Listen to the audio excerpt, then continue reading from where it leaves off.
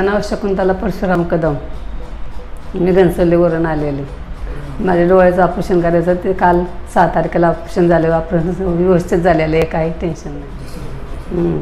आणि दिसायला पण व्यवस्थित, म्हणजे असं काही त्रास वगैरे काय झालेला नाही. एकदम मस्त ऑपरेशन झालेलं आहे.